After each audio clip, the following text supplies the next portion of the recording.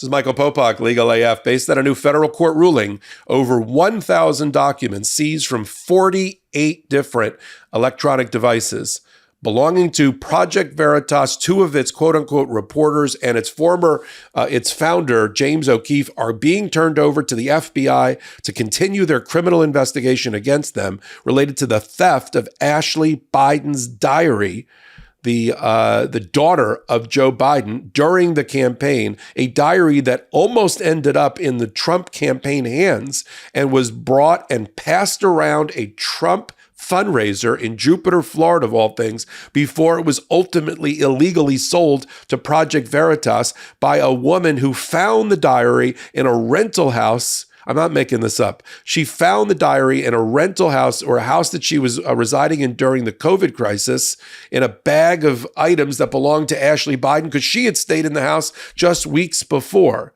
Those two people that were involved in the actual finding of the diary and then bringing it, listen to this, bringing it to a fundraiser for Donald Trump attended by Don Jr. in September of 2020 in Jupiter, Florida. They've already pled guilty to committing the federal crime of trafficking in stolen goods across state lines. That's a crime.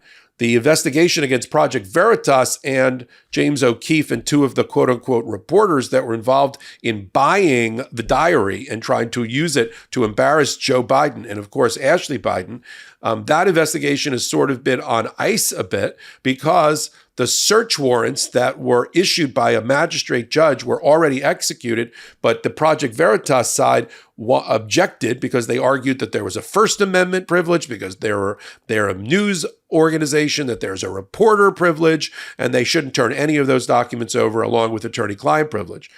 Now, I'm going to tell you what happened, then I'm going to tell you how we got here. Judge Torres in the Southern District of New York Federal Court, having reviewed the report and recommendation of a special master, a referee, if you will, appointed by her, former federal judge Barbara Jones, who methodically reviewed all 48 devices, came up with 1,000 or so documents, determined that of that batch, most of them, almost all of them, are not covered by any privilege, certainly not First Amendment, certainly not reporter privilege, and certainly not attorney-client privilege, is just about ready to hand it over to the FBI. And now we just have to have the federal judge either accept or reject the recommendations of the special master, this former federal judge, Barbara Jones. And based on this order, she has accepted in large part the entirety of Barbara Jones's recommendation, meaning about 1,000 documents, emails, texts, and communications located on these 48 devices of O'Keefe and these two other Project Veritas employees are now going to be turned over directly to the FBI to complete their investigation and then hopefully a Department of Justice indictment. How did this diary come about? How close is it to the Trump organization, and what has been the role or involvement of the MAGA Congress and House related to the Biden diary? We've heard a lot, too much, in my opinion, about Hunter Biden's troubles and problems and their attempts in Congress and in the House to try to use that to quote unquote impeach Joe Biden. Let me put something out on the table. Joe Biden and his family had a tragedy that you wouldn't want to befall your worst enemy. And it had an impact on the children of Joe Biden. And it's just the way it is. It's just life. We call that life. Right before Joe Biden was to be sworn in as the youngest senator in our history, there was a tragic car crash, and it took the life of his wife and some of his children. The surviving children, Bo, who died of a brain tumor, Hunter, whose struggle with drug addiction has been well chronicled, and Ashley Biden too has struggled with drug addiction coming off of that. And so, but they're private citizens and they're not elected officials, and nobody voted for Ashley Biden or for Joe Biden. And she and Hunter are not the only people who children of successful elected officials who have suffered in some way from drug addiction and the like. There's plenty of examples that I could give you if I wanted to list them. Now, the diary got left behind unfortunately, by Ashley Biden when she stayed in the house of an old boyfriend in Delray Beach, Florida, during COVID. When she moved out, this other woman, Amy Harris, moved in, who happened to be a Trumper.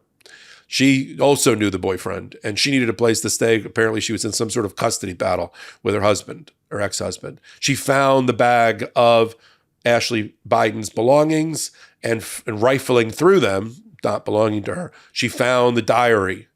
She then immediately, rather than calling Ashley Biden and saying, hey, pick up your stuff, your diary's in here, I'm sure you don't want it to fall in the wrong hands, she was the wrong hands in which the diary fell, because she called a friend of hers, Robert Kurlander, who had been convicted and served almost 4 years in prison for federal fraud, and also a Trumper, and said, look what I got. I'm making this up, artist rendering. Oh, I got the diary. What do we do with it? And so they went down two tracks. One, they traveled within Florida to Jupiter in the north, Jupiter, Florida, to attend a fundraiser hosted by Liz Fago, a big Trumper. Don Jr. was there, and they passed the diary around the fundraiser, people reading it. Think about that for a minute. Your deepest, darkest secrets inside of a diary that's now being looked at by the enemy at a fundraiser over cocktails.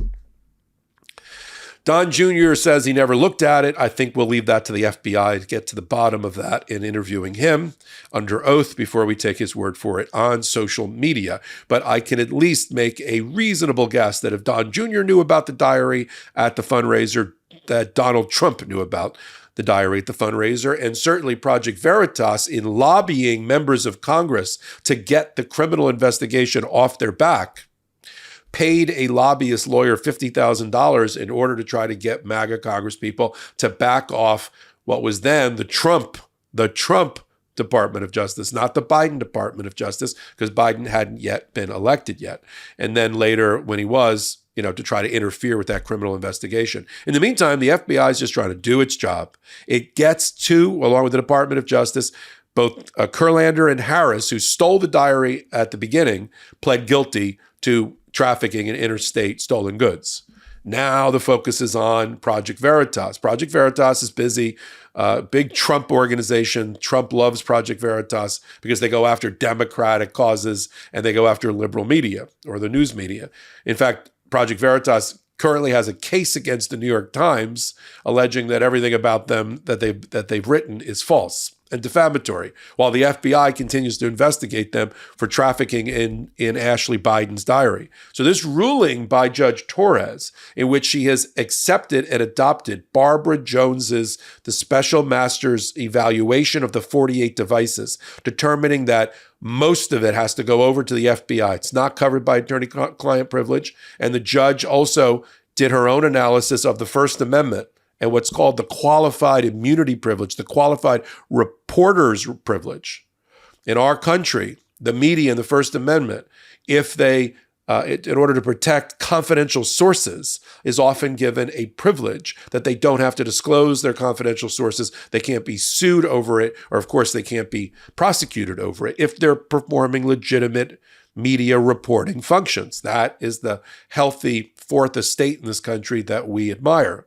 That's not Project Veritas, not when it pays $40,000 for a stolen diary, calls up Ashley Biden, impersonating a Good Samaritan in order to get her to confirm the provenance of the diary and then try to publish it, right? And then go to Congress to try to get the investigation stubbed out. That's not the qualified reporter privilege, nor is it the First Amendment. And that's what the judge has analyzed in her opinion. So with Judge Torres's new decision, in which he's declared that there is no First Amendment privilege properly applied by Project Veritas, nor a reporter privilege, this 1,000 documents that were taken off of 48 cell phones and devices is now going to be turned over to the hands of the FBI as they continue their investigation and ultimately the prosecution of James O'Keefe and the other quote-unquote reporters for Project Veritas. Now, Ashley Biden, as an aside, just to show you how all of this sort of comes together, and we have similar lawyers and overlapping judges involved with things related to Donald Trump. The lawyer for Ashley Biden is Robbie Kaplan. Robbie Kaplan is the lawyer that's suing or representing E. Jean Carroll in the successful defamation and rape case from the summer, and is currently representing her in a case that goes to trial in just 2 weeks against Donald Trump, also brought by E. Jean Carroll for punitive damages and defamation again. She also, Robbie Kaplan, represents a number of other plaintiffs against Donald Trump, and here she's representing Ashley Biden to make sure her rights are further protected. That's Robbie Kaplan. Barbara Jones, who I referenced as being the special master, she is the special master appointed by Judge Torres to have reviewed the 48 devices picked up by the search warrant executed by the FBI. She's also the same special master, former federal judge, that was appointed in the Rudy Giuliani Ukraine lobbying investigation from 2 years ago, when during a dawn raid or execution of the search warrant, he was caught in his pajamas and had to turn over his 30 or 40 devices. Same Barbara Jones. Barbara Jones is also right now the financial monitor that is overseeing all of the Trump organization and Donald Trump businesses and assets in the New York civil fraud case brought by the New York Attorney General. A very popular and busy and well-respected former judge, Barbara Jones, involved here too. We'll continue to follow the sordid tale of the theft of Ashley Biden's diary, the use of it by the Trump campaign or attempted use of it by the Trump campaign, the potential review of it by Don Jr., what Donald Trump knew and when did he know it about the Ashley Biden diary, and the like. And we'll see if it pops up in the purported impeachment charade at the MAGA Congress level. Only one place on the MeidasTouch network on this YouTube channel. I'll continue to bring it on hot takes like this one if you want me to. Give me a thumbs up if you like this particular analysis and content. And then follow me and watch me along with my co-leaders of Legal AF, Ben Meiselas, Karen Friedman, Nick Nifolo, in one place on Legal AF, the podcast, on Wednesday and Saturdays at 8 p.m. Eastern time on this YouTube channel, and then on audio podcast platforms of your choice. So until my next hot take and until my next Legal AF, this is Michael Popok reporting. Thanks so much for watching. We're only a few subscribers short of 2 million subs. Please subscribe right now to the MeidasTouch YouTube channel for free and help us grow this unapologetically pro-democracy network.